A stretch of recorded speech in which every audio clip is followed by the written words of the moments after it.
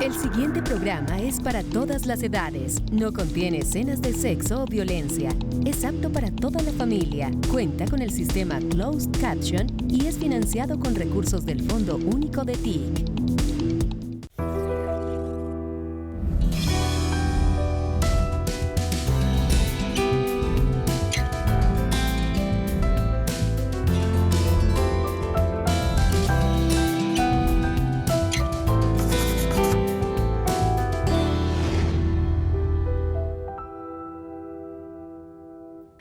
Hola, ¿qué tal? Bienvenidos a Entrevistas con Alma de País. Hoy los invito a soñar, a volver quizás a la niñez, a esa niñez que para muchos de nosotros estaba rodeada quizá de títeres, de teatro. Estoy con Fabio Correa, él es una persona dedicada precisamente al teatro en general y al teatro de títeres en particular. Lleva 45 años de experiencia en obras de teatro de títeres, donde deja mensajes, por supuesto, de reflexión a todos sus públicos.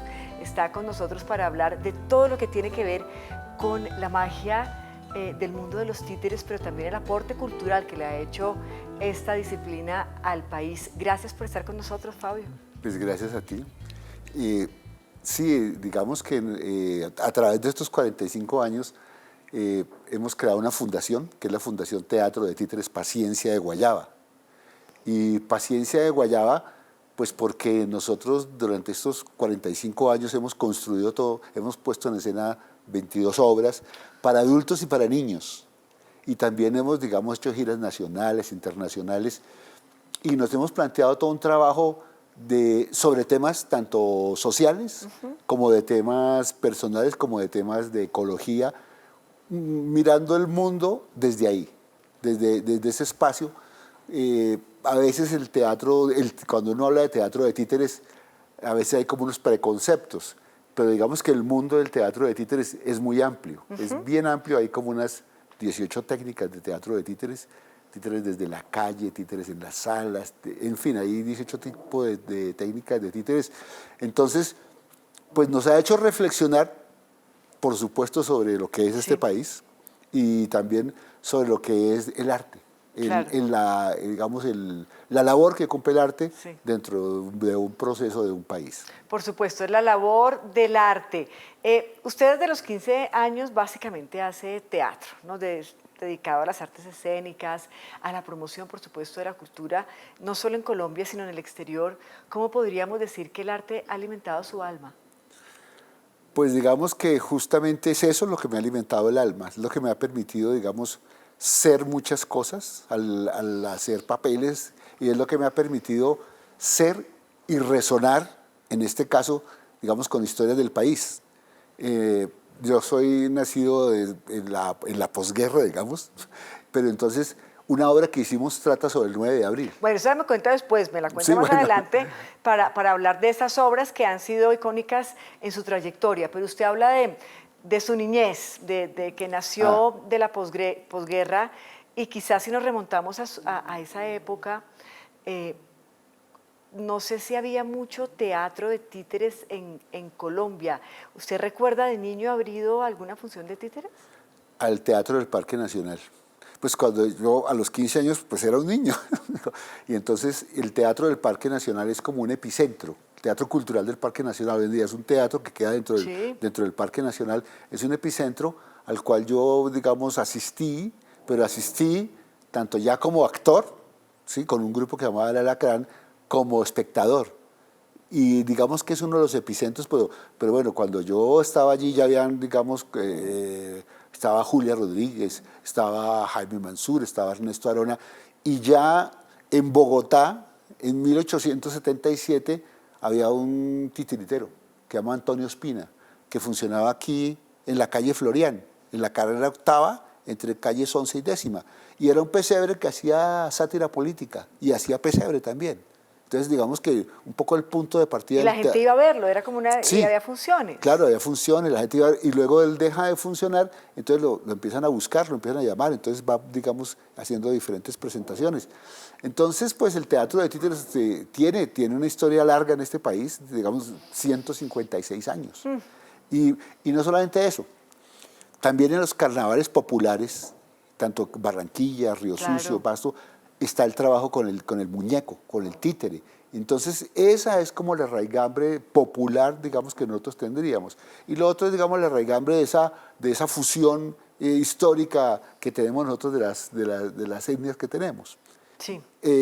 Hay varios puntos de referencia, digamos, en la construcción de este proceso que dan de la historia del teatro de títeres en el país. Bueno, y que después da cuenta precisamente de ese museo virtual de títeres que tiene usted, que lidera usted y el que vamos a hablar más adelante. Pero por ahora, cuéntenos usted particularmente cómo se engancha con el mundo de los títeres. Su padre trabajaba en un teatro y entonces tenía como muy de cerca todo este mundo, pero con los títeres, ¿cómo llegan los títeres a usted?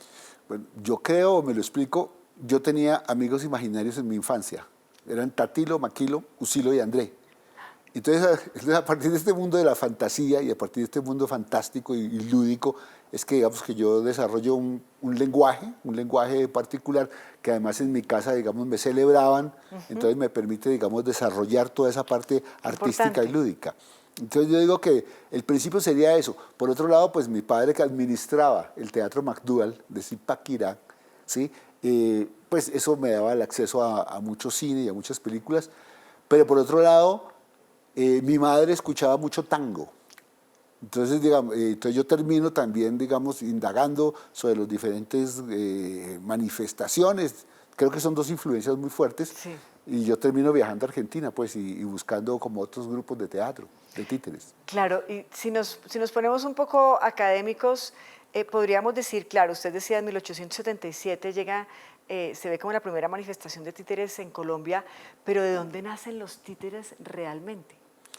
Bueno, yo creo que la humanidad entera, cuando el género humano, cuando el hombre toma la primera piedra, el sílex, y talla al otro, es una animación de objetos, que es el concepto que nosotros manejamos. Animamos una figura que sea antropomorfa o una figura cualquiera. Entonces, en muchas de las obras lo que animamos son objetos, Sí. no, digamos, muñecos con forma humana. Entonces yo creo que el individuo como tal tiene esa posibilidad, ¿no?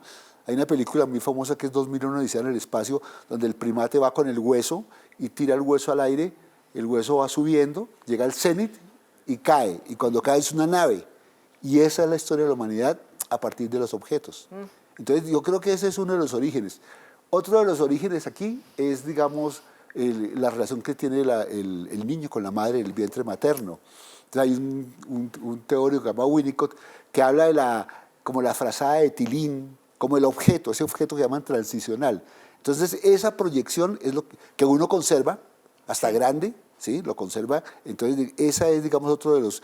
Y hay comunidades indígenas que tienen en su mitología una concepción de que el mundo primero fue artefactual, antes que nada. Entonces, al ser artefactual, nosotros nos juntábamos con los objetos y con las cosas y poco a poco nos fuimos desprendiendo de los objetos, Sí. el Yurupari, por ejemplo, y llegamos a eso. Entonces hay una relación intrínseca del ser humano con el objeto, con el muñeco. No, y lo decía usted hace un momento, hoy en día en Colombia incluso uno ve los carnavales de Barranquilla, de Pasto, de Río Sucio, en donde están estos gigantes, ¿no? que narran historias, que hacen parte de la vida cotidiana y que son parte de nuestra tradición. Es una técnica que se llama muñecones. O sea, digo, yo estoy debajo del muñeco, me coloco el muñeco así, y yo lo que hago es comunicarme con ese gran muñecón. Entonces, pues si miramos toda la historia, digamos, lo popular, hay una raigambre. En el Museo del Oro hay un títere articulado. Entonces, que está, pues, digamos, es el único vestigio, así como decir, ¿no? Sí. Que por supuesto eso está por investigar, ¿sí? ¿Qué tipo de relación tenían, digamos, estas culturas de acá con ese muñeco? Nos queda ya la mixtura, que es, digamos, todas las fiestas populares, pero habría que mirar antes qué muñecos había, ¿no? Porque muñecos sí ha habido, pues, toda la vida. Ahora sí quiero que nos cuente, por favor, sobre esta obra de teatro suya acerca del 9 de abril, que básicamente es una narración de objetos. Pero cuando hablamos de narración de objetos, seguramente para muchos es difícil entenderlo en la cabeza. Descríbanos de qué se trata esta obra, donde son los objetos los protagonistas. Sí, el tema del 9 de abril es un tema que, pues, que siempre me rondó, que partió la historia de este país, ¿no? Entonces, lo hicimos en 4 mesas. Entonces, en la primera mesa es como el del 9 de abril, un Bogotá totalmente tradicional, cerrado, ¿cierto? Es la conferencia panamericana. Entonces, allí están como todos los objetos, que en este caso son unas esferas de madera representadas a las personas. En ese momento, pues están todos los entierros. La época en que estamos haciendo eso, había mucha, no se podía enterrar la gente, digamos, la situación social estaba muy, muy fuerte. Hay una segunda que es el 9 de abril como tal. Entonces utilizamos, ¿qué pasó durante el 9 de abril? Que la gente, lo primero que fue a las ferreterías y sacó de las ferreterías machetes. Hay una foto de Yadi González donde hay un personaje con un sacacorchos. Entonces tomamos esos elementos y a partir de esos elementos construimos la obra. Ese es, digamos, como la segunda escena. Y hay una tercera mesa que es como los medios de comunicación. Porque pues, entonces tomamos audios grabados de la época, donde están los discursos de Gerardo Molina, de Carlos Lleras Restrepo, ¿sí? ¿Y cómo es la puesta en escena realmente? O sea, ¿hay una interacción entre quiénes? Hay 4 mesas, entonces la gente va transitando por cada mesa y nosotros vamos animando los muñecos. No hay un texto, digámoslo, hablado, hay un texto visual que es el que va desarrollando la obra. Entonces la gente se relaciona con nosotros de esa forma, va pasando por cada mesa. Y la mesa pues termina ya pues en lo que es el guayabo del 9 de abril. Ya. Y ahí es donde, digamos, cierra la obra. Qué interesante. Fabio, hay otra obra que ustedes hicieron, que usted montó, que tiene que ver con los ticunas. Hacen una obra de teatro acerca de esta comunidad indígena y luego la llevan a la comunidad indígena. ¿Cómo fue la reacción de ellos al verse reflejados, si podríamos llegar a ese punto, en esta obra de teatro? Bueno, esta obra es una obra que se llama El Joy del Amazonas. Son dos gemelos, Joy e Ipe. Joy es el creador de las artes, las leyes y las costumbres. E Ipe es el embaucador y chismoso y descarado, como dice. Nosotros hicimos esta obra, nos asesoramos aquí, por supuesto, cada obra requiere una investigación, claro. Nos asesoramos de antropólogos. Y entonces esta obra, pues pensamos que lo más interesante era llevarla a los ticunas, justamente. Entonces fuimos, la presentamos en una maloca, en Leticia, luego al kilómetro 6, fuimos y le presentamos esto en la maloca. Y al final, cuando nosotros esperamos el comentario, digamos, del payé de la tribu, no dijo nada. Entonces nosotros dijimos, la embarramos. La embarramos. Pero él, ¿qué hizo? Contó el mito nuevamente. Entonces, fue un entendimiento de que el mito es algo vivo, es algo presente, en la medida en que él lo que hizo fue, digamos, retroalimentarnos con el mismo mito. Claro. Entonces, fue una cosa, digamos, una enseñanza impresionante de esta comunidad frente a lo que es la mitología, ¿no? Claro. Como no son cosas allá, pues que no tienen nada que ver, sino como son cosas presentes, que se viven en el momento actual. Usted ha recorrido el país, literalmente, llevando títeres a varios rincones de Colombia. ¿Cómo una obra, un acercamiento al arte, puede cambiar realmente las realidades y sembrar sueños en los niños, en las niñas, en los jóvenes? Realmente las obras es importante que creen reflexiones o preguntas en el espectador. ¿Sí? En la medida en que le crean una pregunta en el espectador, pues digamos que se produce un proceso de retroalimentación y de reflexión que cambia el pensamiento. Por ejemplo, en la obra nosotros llevamos esta obra de los ticunas a Italia, en un festival que había internacional, y allá nos dijeron, sí, Rómulo y Remo. Entonces, aunque no es lo mismo, hay una lectura y hay una consonancia. Pero entonces, digamos, ¿cómo transforma el pensamiento? ¿Cierto? Acá, por supuesto, que no son Rómulo y Remo, pero digamos que es como el principio, digamos, de la creación de la humanidad.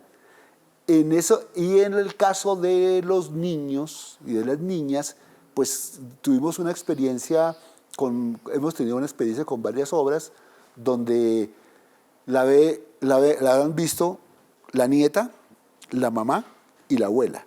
Una obra que se llama El Circo de la Ilusión, que es una obra en marionetas, ¿sí?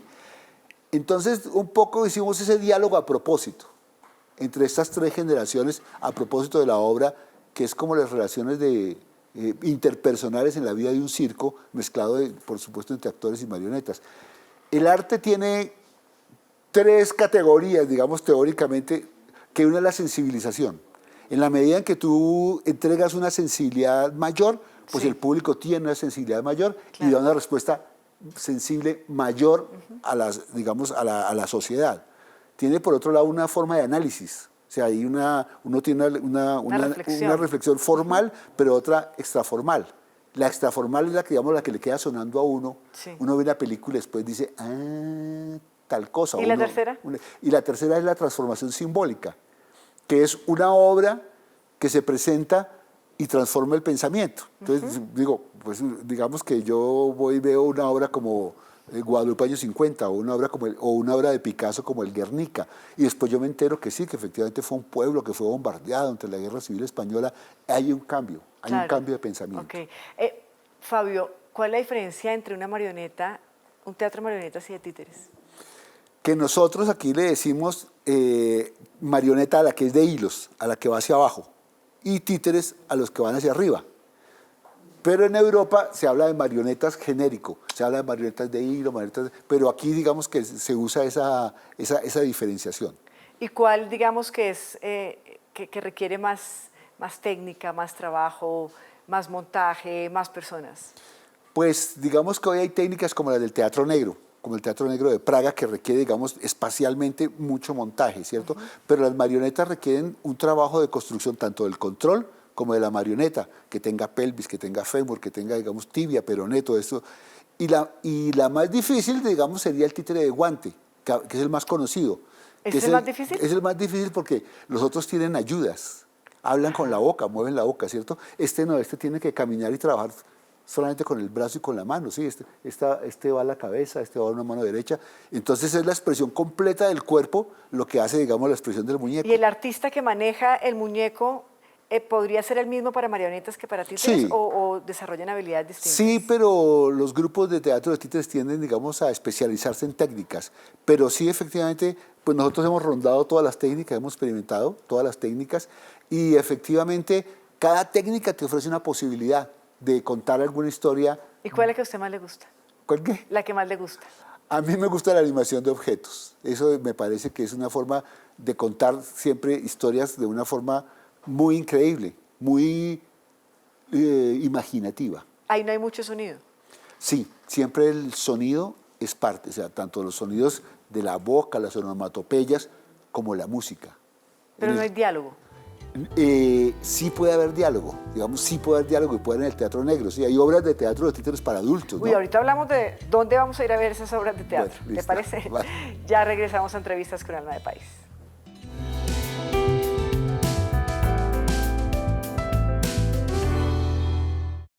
En el gobierno del cambio, la tierra es para quienes la trabajan.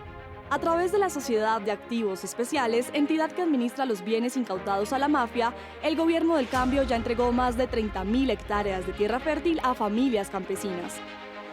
Antes, estos bienes eran entregados a políticos y amigos, ahora los reciben familias campesinas para contribuir a la reforma agraria. Hace 6 meses, la SAE entregó el predio El Paraíso de 174 hectáreas a 42 familias de San Marcos, Sucre. Hoy es una realidad la cosecha de 320 toneladas de arroz en 64 hectáreas. El pacto con el campesinado avanza.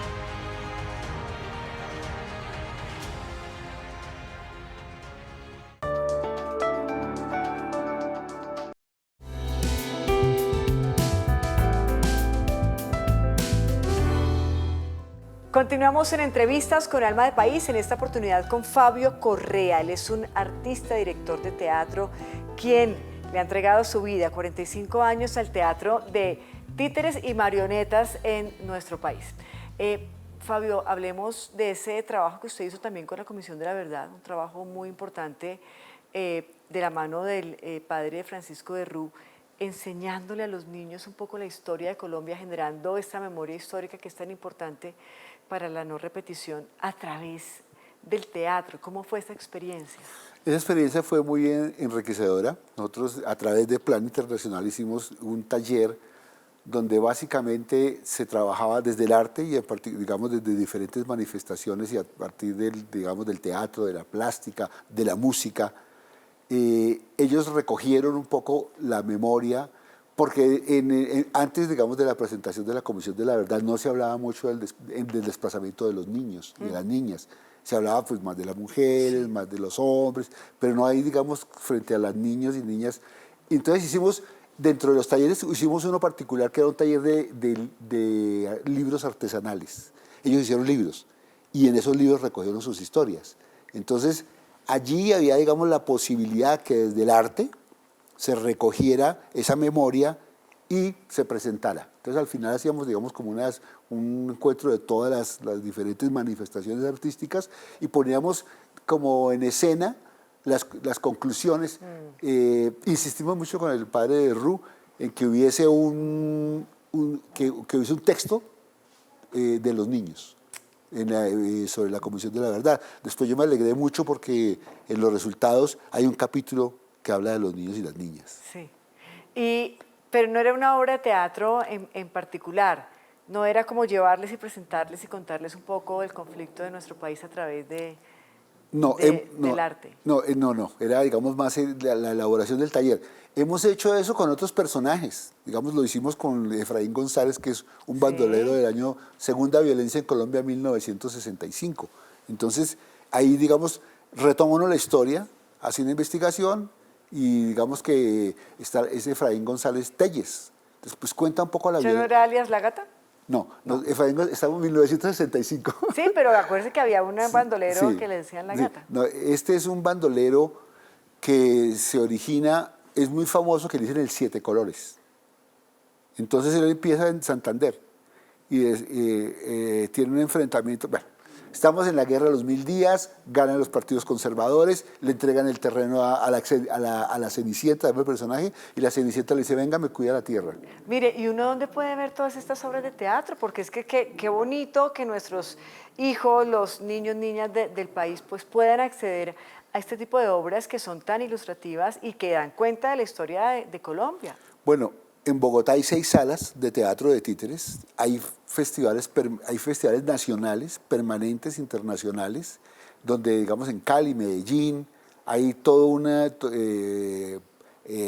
Ibagué, hay festivales internacionales donde la gente puede acudir. Y en Bogotá hay 6 salas de teatro de títeres donde la gente puede acudir a ver eso. Y el Teatro del Parque Nacional, que en este momento está en refacción. Sí.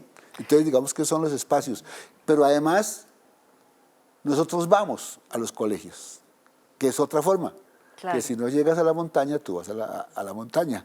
Es otra forma, digamos, de presentación. Si no van a las salas, digamos, uno va hacia las instituciones educativas y presenta las obras. Hablemos del Museo de Títeres de Bogotá, que hace parte de esa convicción que usted tiene de generar, de cierta manera, conciencia de desarrollo con todo lo que tiene que ver con el arte de títeres en Colombia. ¿De qué se trata este Museo de Títeres de Bogotá? ¿Cuándo lo creó? Tiene, por supuesto, el sello de su fundación Paciencia Guayaba. ¿Qué busca a través de este museo? Bueno, buscamos que el teatro de títeres sea, por supuesto, un patrimonio inmaterial de este país, hablando de esta historia de la cual hemos hablado. Pero buscamos memoria, ¿sí? Difundir este patrimonio y exponerlo. Entonces hemos hecho 2 salas, una sala se llama Julia Rodríguez, que es en honor a una titiritera muy insigne que hubo acá, fue directora del Teatro Cultural del Parque Nacional, pedagoga, directora de un programa de televisión que se llama Buscando Amigos, y esa es una sala que es Bogotá. Entonces 25 grupos de Bogotá tienen fotografías allí, y hay, digamos, todo un paseo. Nosotros hacemos visitas guiadas de este museo donde hablamos desde la técnica. ¿Pero es virtual? ¿Ese museo es virtual? Bueno, sí, todo es virtual.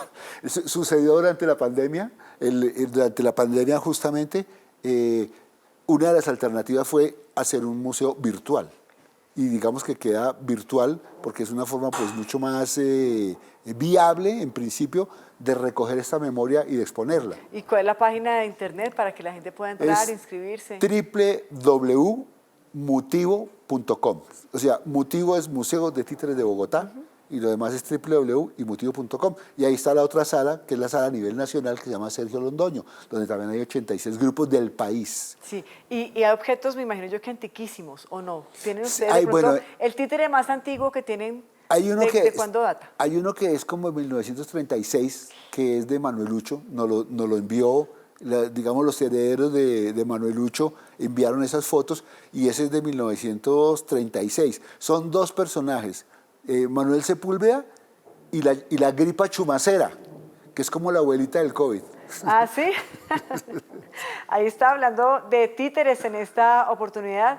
Los títeres nos recuerdan la niñez, ¿no? O sea, están muy relacionados con la niñez y, por supuesto, también hoy en día usted le apuesta a estos teatros de títeres de adultos. Una pausa y ya regresamos.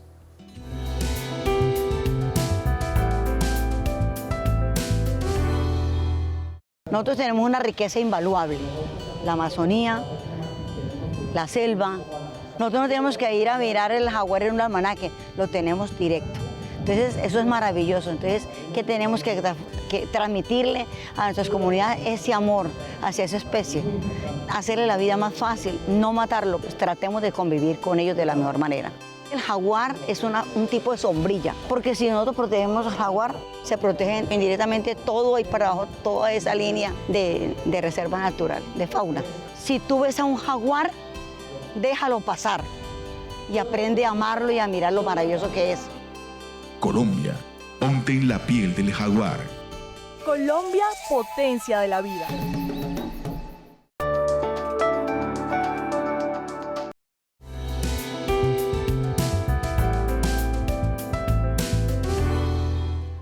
Continuamos en entrevistas con Alma de País, hoy hablando con Fabio Correa. Él es un artista, director de obras de teatro, de títeres y marionetas, conociendo un poco el mundo que hay detrás de esta expresión artística. Fabio, hablemos de su fundación, de Paciencia Guayaba, de esta institución que además tiene un nombre muy particular. ¿Por qué se llama Paciencia Guayaba? Pues paciencia, bueno, guayaba primero porque digamos que es una fruta representativa de este país. Sí. Ya García Márquez habló del olor de la nostalgia de la guayaba, y pues Plinio Pulillo Mendoza hizo un libro sobre esto. Y nosotros en el momento en que creamos el grupo estábamos buscando un nombre lúdico. Y paciencia, porque cuando nosotros empezamos no existía ni Ministerio de Cultura. Ah. ¿Sí? Existía Colcultura como tal. Entonces esta labor es una labor de mucha paciencia en el sentido de construir todo un proceso cultural. Entonces, por eso nos llamamos Paciencia de Guayaba. Tenemos en este momento 45 años, sí, somos del año de 1978, y esta fundación pues lo que ha hecho es, su objeto es desarrollar el teatro de títeres en el país y en el mundo. Y digamos que en cumplimiento de este objetivo lo que hacemos es poner en escena obras tanto de adultos como obras de niños y hacer, digamos, todo un desarrollo también pedagógico.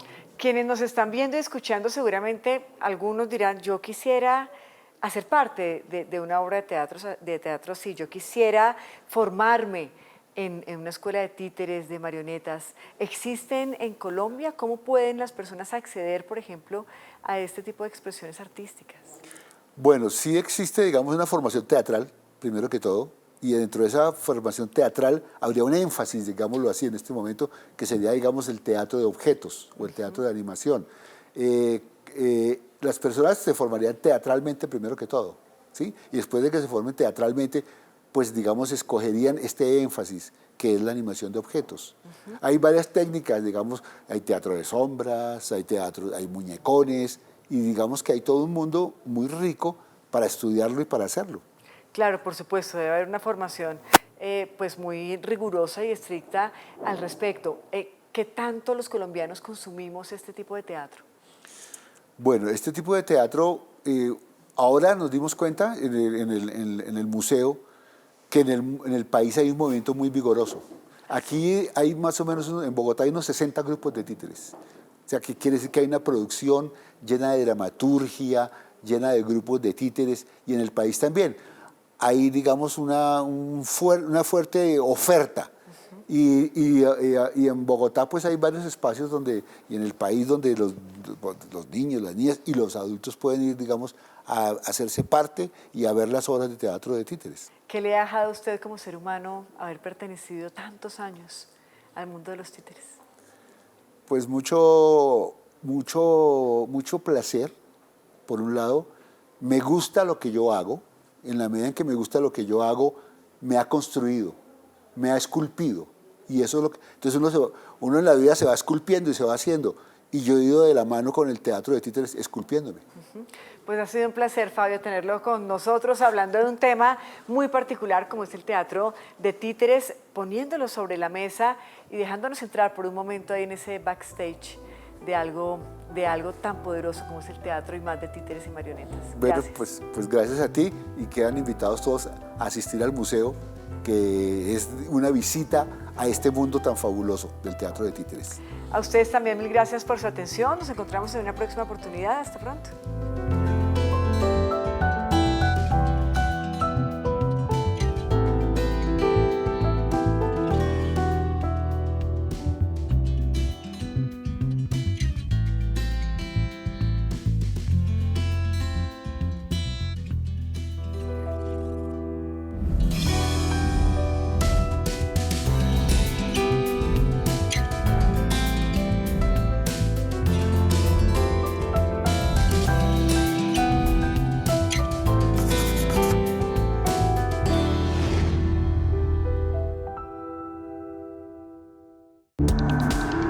Este contenido fue financiado con recursos del Fondo Único de TIC.